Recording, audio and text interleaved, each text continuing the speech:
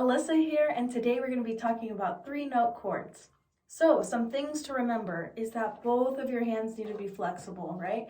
So our right hand is not flexible and willing to move, our bow is going to be stuck.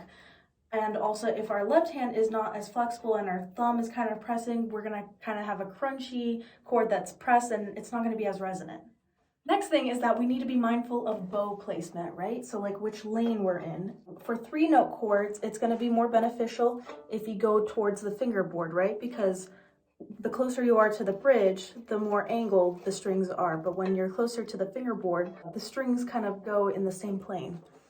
Next thing is we're going to use gravity for our right hand bow arm to play these chords, right? So we don't have to press manually.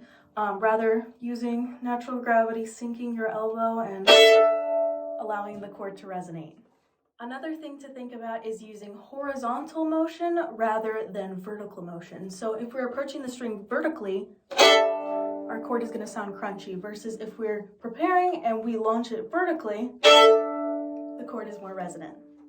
And the last thing, which is kind of obvious but needs to be said, make sure your left hand is prepared with the notes before you release the bow.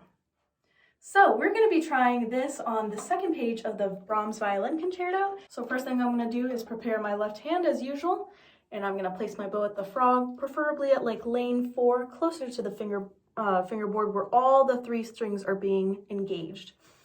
And I'm going to do this little motion called like a little tug, a little wiggle in the strings. Notice how the strings are moving a little bit. And this is to gain traction on the strings. And this is going to help you when you launch. It's going to help with that bite in the initial sound. So I got my wiggle, I have my fingers set up, and I'm just going to launch. And notice how I launched horizontally, not because it cuts the sound. Let's try it with multiple chords now.